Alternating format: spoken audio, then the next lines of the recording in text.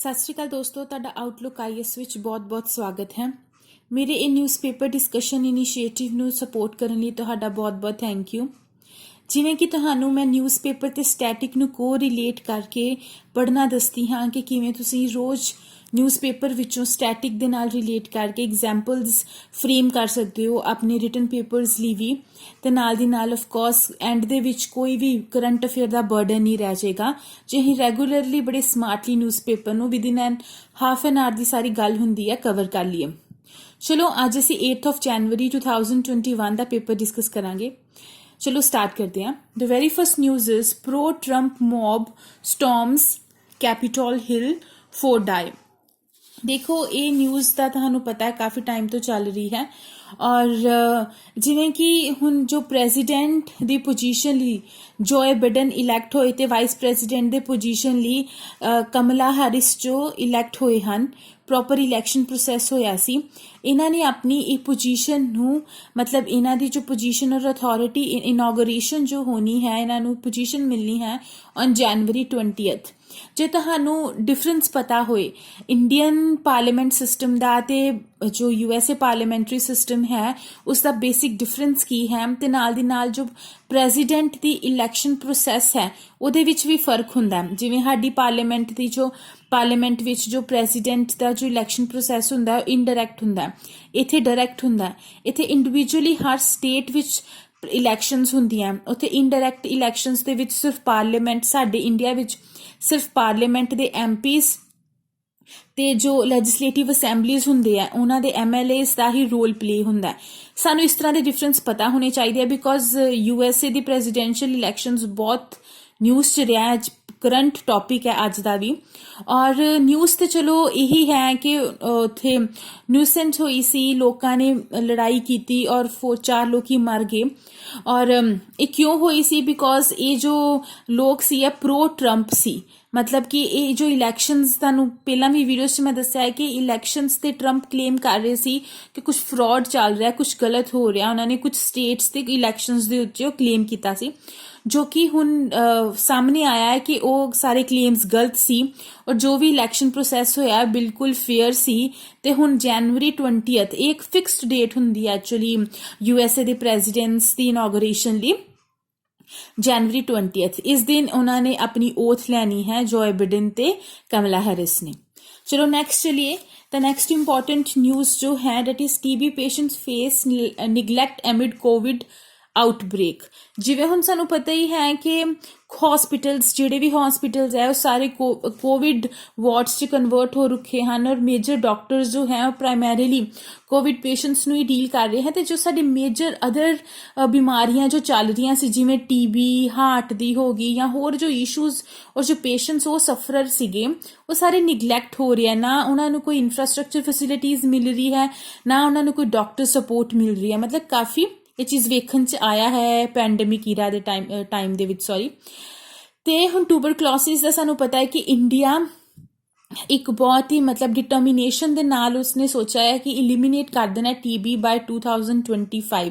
It's one of ਮਤਲਬ programme ਵੀ ਚਲਾਇਆ ਇਸ ਦੇ ਲਈ, ਜਿਵੇਂ ਨਿਕਸ਼ੇ ਪੋਸ਼ਣ ਯੋਜਨਾ ਦੀ ਇਸ ਵਿੱਚ ਗੱਲ ਕੀਤੀ ਹੈ, ਜਿਸ ਦੇ ਅੰਡਰ ਜੋ ਅਸੀਂ ਮਤਲਬ ਨਿਊਟ੍ਰੀਸ਼ਨਲ ਸਪੋਰਟ ਦਿੰਦੇ ਆ TB ਪੇਸ਼ੈਂਟਸ ਨੂੰ 500 ਰੁਪਇਆ ਹਰ ਮਹੀਨੇ ਉਹਨਾਂ ਨੂੰ ਦਿੰਦੇ ਆ ਟਿਲ ਉਹਨਾਂ ਦੀ ਐਂਟੀ-TB ਟ੍ਰੀਟਮੈਂਟ ਚੱਲਦੀ ਹੋਏ। ਤੇ ਇਹ ਇੱਥੇ ਜੇਕਰ ਅਸੀਂ TB ਨੂੰ ਥੋੜਾ ਹੋਰ ਇਲੈਬੋਰੇਟਲੀ ਇਹ ਯੋਜਨਾ ਨੂੰ ਡਿਸਕਸ ਕਰੀਏ ਤੇ ਮਿਨਿਸਟਰੀ ਆਫ ਹੈਲਥ ਤੇ ਫੈਮਿਲੀ ਵੈਲਫੇਅਰ ਅੰਡਰ ਆਉਂਦੀ ਹੈ, ਸੈਂਟਰਲ ਦਾ ਪ੍ਰੋਗਰਾਮ ਹੈ।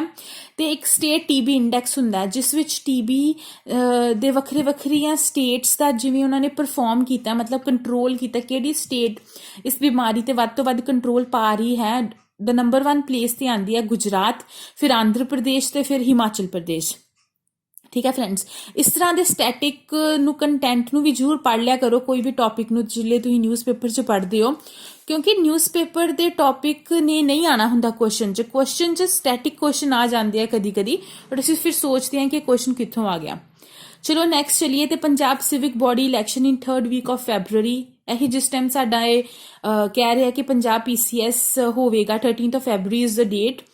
ਔਰ ਉਹ ਮਤਲਬ ਨਾਲੇ ਹੁਣ ਜਿਹੜੀਆਂ ਸਿਵਿਕ ਬਾਡੀਜ਼ ਮਤਲਬ ਮਿਊਨਿਸਪਲ ਕਾਰਪੋਰੇਸ਼ਨ ਦੀਆਂ ਇਲੈਕਸ਼ਨਸ ਵੀ ਹੋਣਗੀਆਂ 20 ਤੋਂ ਪਹਿਲਾਂ ਹੁਣ ਜੋ ਅਸੀਂ ਗੱਲ ਚੇਤਾ ਰੱਖਣੀ ਆ ਉਹ ਇਹ ਹੈ ਕਿ ਫਸਟ ਟਾਈਮ 50% ਸੀਟਸ ਜੋ ਹੈ ਉਹ ਰਿਜ਼ਰਵ ਕੀਤੀਆਂ ਗਈਆਂ ਵੂਮਨ ਲਈ। ਕਈ ਸਟੇਟਸ ਹੈ ਜੋ ਇਹ ਰਿਜ਼ਰਵੇਸ਼ਨ 50% ਰਿਜ਼ਰਵੇਸ਼ਨਸ ਵੂਮਨ ਨੂੰ ਆਲਰੇਡੀ ਦੇ ਰਹੀਆਂ ਹੈ, ਸ਼ਾਇਦ Tamil Nadu is also one of them, Kerala is also one of them, और इंडिया ने भी हुने पंजाब ने भी हुने इनिशिएटिव लिया है 50% रिजर्वेशन दी है। देखो जे तुसी पिछले साल दा पंजाब पब्लिक सर्विस कमीशन दा पेपर देखो तो पंचायती राज ते डायरैक्ट क्वेश्चन सी, ठीक है, पंचायत से क्वेश्चन सी। हुण जिवें देखो इलैक्शनस होनी है तो इस हिसाब नाल म्यूनिसिपल कॉरपोरेशन मतलब अर्बन लोकल बॉडीज़ का जो टॉपिक हुंदा है वो इंपॉर्टेंट बन जाता है। सो इसनूं अपने पॉलिटी की रैफरेंस दे विच जरूर कवर कर लेना।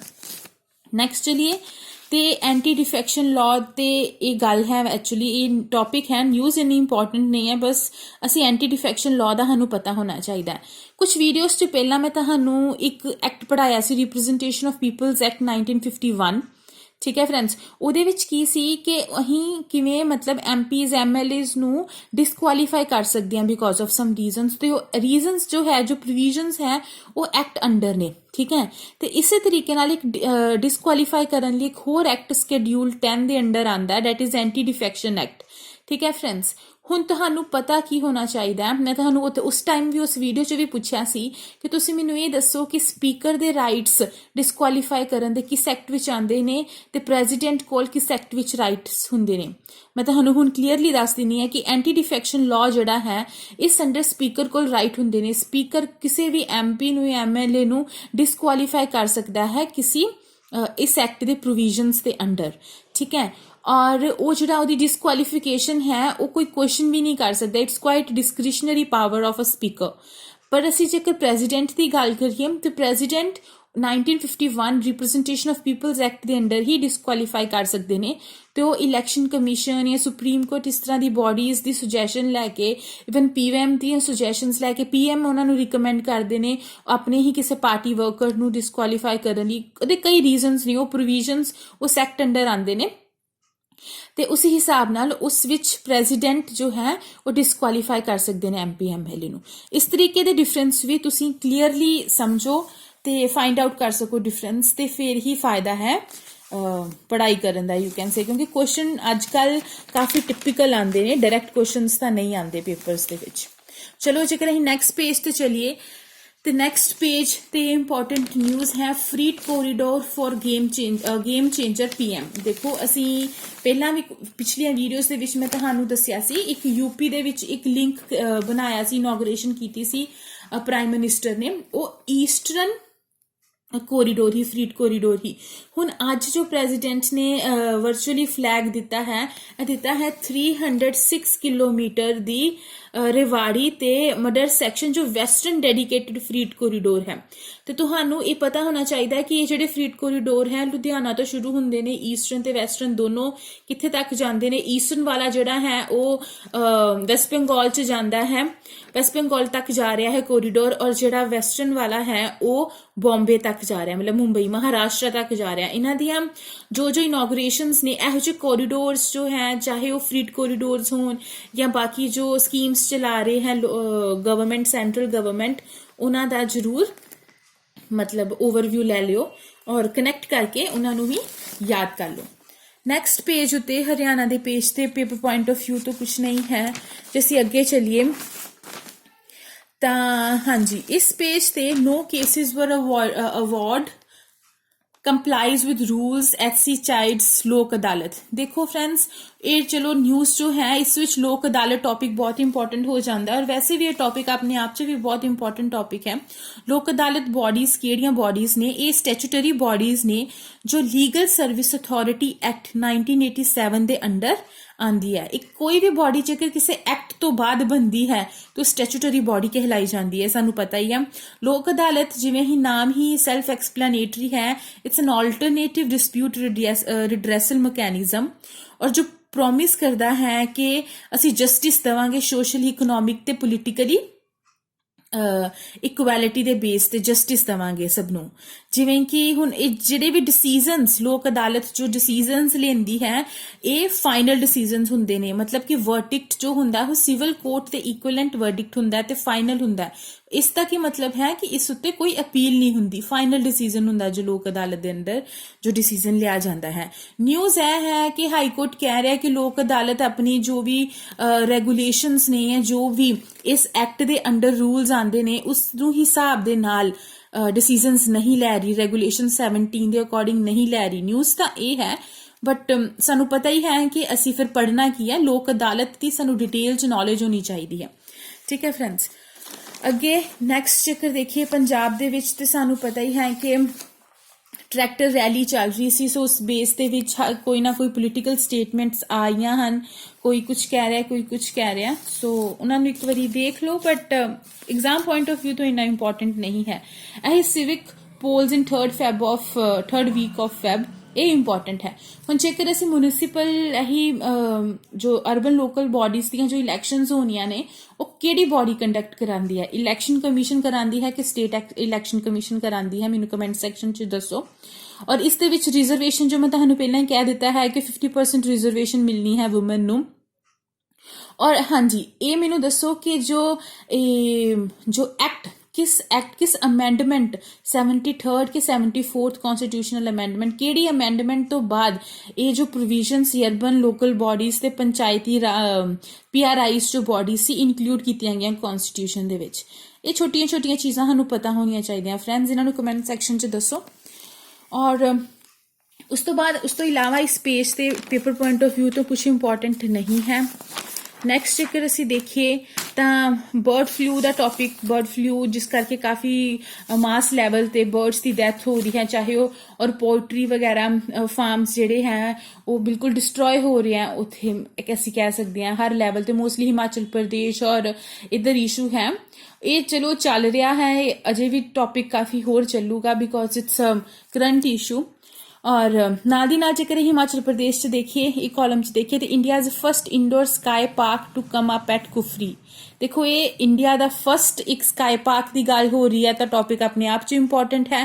ਸਕਾਈ ਪਾਰਕਸ ਕੀ ਹੁੰਦੇ ਨੇ, ਇੰਡੋਰ ਹੀ ਮਤਲਬ ਇਸ ਤਰ੍ਹਾਂ ਦਾ ਸਟਰਕਚਰ ਕ੍ਰੀਏਟ ਕਰ ਦਿੰਦੇ ਆ ਕਿ ਪਾਰਕ ਟਾਈਪ ਸਕਾਈ ਪਾਰਕਸ ਵਰਗਾ ਇੱਕ ਇੰਡੋਰ ਲੈਵਲ ਤੇ ਬਰਫ਼ ਵਗੈਰਾ ਸਕੇਟਿੰਗ ਐਂਡ ਆਲ ਉਹ ਸਭ ਕੁਝ ਅਸੀਂ ਕ੍ਰੀਏਟ ਕਰ ਦਿੰਦੇ ਹਾਂ ਤੇ ਕੁਫਰੀ ਤੇ ਕ੍ਰੀਏਟ ਕੀਤੀ ਜਾਏਗੀ ਪਾਰਕ। ਕਾਫੀ ਵੱਡੀ ਇਨਵੈਸਟਮੈਂਟ ਹੈ ਬਿਕੋਜ਼ ਹਿਮਾਚਲ ਪ੍ਰਦੇਸ਼ ਜੋ ਗਵਰਨਮੈਂਟ ਹੈ ਉਹ ਆਪਣੇ ਟੂਰਿਜ਼ਮ ਨੂੰ ਵਧਾਉਣ ਦਾ ਉਹਨਾਂ ਦਾ ਪਲਾਨ ਹੈ ਤੇ ਉਹ ਕਾਫੀ ਵੱਡੀ ਇਨਵੈਸਟਮੈਂਟ ਕਰ ਰਹੇ ਨੇ ਬਿਕੋਜ਼ ਕੋਵਿਡ ਦੇ ਟਾਈਮ ਤੇ tourism was a big loss. Tourism ਇੱਕ ਵਨ ਆਫ ਸੈਕਟਰ ਹੈ ਜਿਸ ਨੂੰ ਬਹੁਤ ਜ਼ਿਆਦਾ ਲਾਸ ਹੋਇਆ ਹੈ ਗਲੋਬਲੀ ਵੀ ਇੰਡੀਆ ਲੈਵਲ ਤੇ ਵੀ।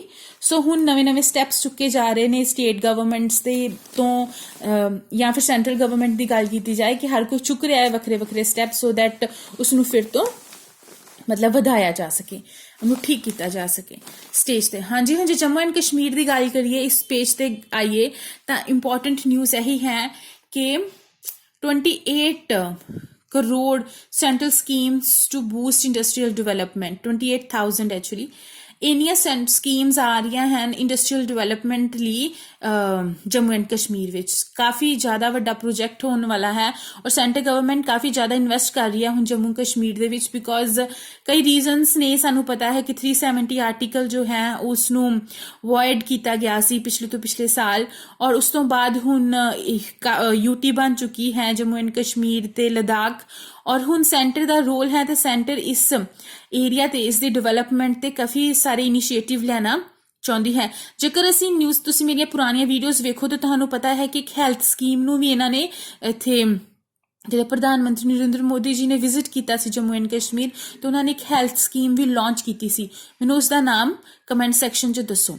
ਠੀਕ ਹੈ ਫਰੈਂਡਸ, ਕਾਫੀ ਕੁਝ ਚੱਲ ਰਿਹਾ ਔਰ it will be a very big ਦੀ ਪ੍ਰੋਵੀਜ਼ਨਸ ਇਸ ਆਰਟੀਕਲ 'ਚ ਦੱਸੀਆਂ ਨੇ। ਅਜੇ ਹੋਰ ਕੰਮ ਵੀ ਚੱਲੇਗਾ ਹੀ ਨਾਲ ਰੋਜ਼ਮਰਾ ਇਸ ਨੂੰ ਡਿਸਕਸ ਕਰਦੇ ਰਵਾਂਗੇ। ਤੇ ਸੈਂਟਰਲ ਸੈਕਟਰ ਸਕੀਮ ਹੈ ਇੰਡਸਟਰੀਅਲ ਡਿਵੈਲਪਮੈਂਟ ਲਈ। ਓਬਜੈਕਟਿਵ ਕੀ ਹੋਏਗਾ ਆਫ ਕੋਰਸ ਕਿ ਸੋਸ਼ਲ ਇਕਨੋਮਿਕ ਡਿਵੈਲਪਮੈਂਟ ਹੋਵੇ ਤੇ ਯੂਥ ਨੂੰ ਜੋ ਹੈ ਉਹ ਇੰਪਲੋਇਮੈਂਟ ਮਿਲੇ, ਇਨਫਰਾਸਟ੍ਰਕਚਰ ਡਿਵੈਲਪਮੈਂਟ ਹੋਵੇ, ਲਾਰਜ ਸਕੇਲ ਇੰਡਸਟਰੀ ਯੂਨਿਟ ਬਣੇ, ਮਤਲਬ ਕਿ ਛੋਟੇ ਜਿਹੇ ਕਾਫੀ ਜ਼ਿਆਦਾ ਸੈਂਟਰ ਜੰਮੂ ਐਂਡ ਕਸ਼ਮੀਰ ਦੇ ਵਿੱਚ ਇਨਵੈਸਟ ਕਰਨ ਦੀ, ਇੰਡਸਟਰੀਅਲ ਪਲੇਟਫਾਰਮ ਤੇ ਇਨਵੈਸਟ ਕਰਨ ਦੀ ਸੋਚ ਰਹੀ ਹੈ, ਸਕੀਮ ਲਾਂਚ ਕਰ ਰਹੀ ਹੈ। ਠੀਕ ਹੈ ਫਰੈਂਡਸ, ਹੁਣ ਫਰਦਰ ਅੱਗੇ ਜਾਈਏ ਤਾਂ ਵਰਲਡ ਲੈਵਲ ਤੇ ਵਰਲਡ ਪੇਜ ਤੇ ਐਸ ਸੱਚ ਕੁਝ ਇੰਪੋਰਟੈਂਟ ਨਿਊਜ਼ ਨਹੀਂ ਹੈ, ਬਟ ਇੱਕ ਆਪਣੇ ਜੇ ਇੰਡੀਆ ਦੀ ਗੱਲ ਕਰੀਏ ਤਾਂ economy to contract by 7.7% in current fiscal government estimates। ਇਹ ਤੇ ਚਲੋ ਕੋਵਿਡ ਦੀ ਸਿਚੁਏਸ਼ਨ ਦੇ ਕਾਰਨ ਹੀ ਵਨ ਆਫ ਦ ਰੀਜ਼ਨਸ ਸਾਡੇ ਬਹੁਤ ਜ਼ਿਆਦਾ ਡਾਊਨਫਾਲ ਹੋਇਆ। ਮੈਨੂਫੈਕਚਰਿੰਗ ਸੈਕਟਰ ਸਭ ਤੋਂ ਜ਼ਿਆਦਾ, ਸਰਵਿਸ ਸੈਕਟਰ ਸਭ ਤੋਂ ਜ਼ਿਆਦਾ ਹਿੱਟ ਹੋਇਆ। ਮੈਨੂਫੈਕਚਰਿੰਗ ਸੈਕਟਰ ਜੋ ਕੰਟਰੈਕਟ ਕਰ ਗਿਆ 9.4%। ਸਰਵਿਸ ਦੀ ਗੱਲ ਕਰੀਏ ਤਾਂ trade, hotels, transport, communication and services ਜੋ ਹੈ ਇਹ ਸਭ ਤੋਂ ਜ਼ਿਆਦਾ ਬੁਰਾ ਹਿੱਟ ਹੋਏ ਨੇ। ਤੇ ਸਾਡੀ ਇਕੋਨਮੀ ਜੋ ਹੈ, ਜਿਵੇਂ ਕਿ ਵਰਲਡ ਬੈਂਕ ਬੋਲ ਰਿਹਾ ਹੈ ਜਾਂ RBI ਦੇ ਜੋ ਐਸਟੀਮੇਟਸ ਨੇ ਕਿ ਸਾਡੀ GDP ਜੋ ਹੈ ਉਹ 7.7% ਸ਼ਰਿੰਕ ਕਰ ਗਈ ਹੈ। ਹੁਣ ਵੈਸੇ ਵੀ ਥੋੜੇ ਟਾਈਮ ਬਾਅਦ ਬਜਟ ਵੀ ਆਏਗਾ ਤੇ ਇਕਨੋਮਿਕ ਸਰਵੇ ਵੀ ਆਏਗਾ, ਉਸ ਦੇ ਵਿੱਚ ਸਾਨੂੰ ਇਲੈਬੋਰੇਟਿਵਲੀ ਹਰ ਸੈਕਟਰ ਦੀ ਇਨਫੋਰਮੇਸ਼ਨ ਮਿਲੇਗੀ ਕਿ ਕੀ ਚੱਲ ਰਿਹਾ ਹੈ ਕੀ ਨਹੀਂ। ਉਸ ਨੂੰ ਵੀ ਮੈਂ ਵੀਡੀਓਜ਼ ਉਹਨਾਂ ਤੇ ਵੀ ਬਣਾਉਂਗੀ ਔਰ ਅਸੀਂ ਉਸ ਨੂੰ ਵੀ ਪ੍ਰੋਪਰ ਡਿਸਕਸ ਕਰਾਂਗੇ, ਬਿਕੋਜ਼ ਐਗਜ਼ਾਮਸ ਦੇ ਵਿੱਚ ਇਸ ਤਰ੍ਹਾਂ ਦੇ ਫਿਰ ਡਾਇਰੈਕਟ ਕੁਐਸਚਨ ਆਉਂਦੇ ਨੇ ਬਜਟ ਤੋਂ, ਇਕਨੋਮਿਕ ਸਰਵੇ ਦੇ ਵਿੱਚੋਂ ਵੀ।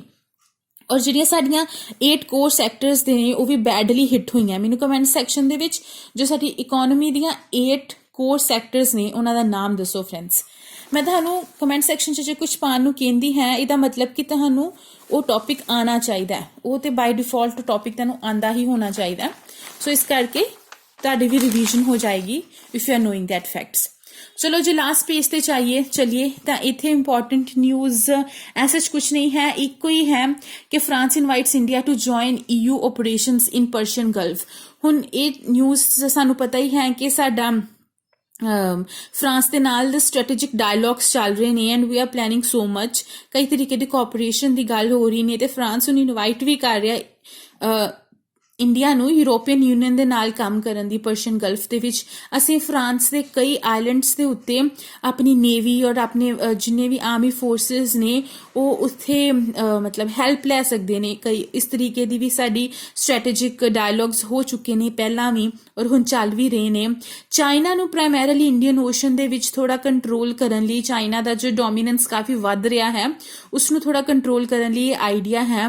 ਔਰ ਕੁਆਡ ਦੇ ਵਿੱਚ ਵੀ ਜੇਕਰ ਫਰਾਂਸ ਨੂੰ ਆਪਸ਼ਨ ਮਿਲੇਗੀ ਪਾਰਟਿਸਿਪੇਟ ਕਰਨ ਦੀ ਆਉਣ ਵਾਲੇ ਟਾਈਮ ਤੇ, ਇੱਥੇ ਵੀ ਡਿਸਕਸ਼ਨਸ ਚੱਲ ਰਹੀਆਂ।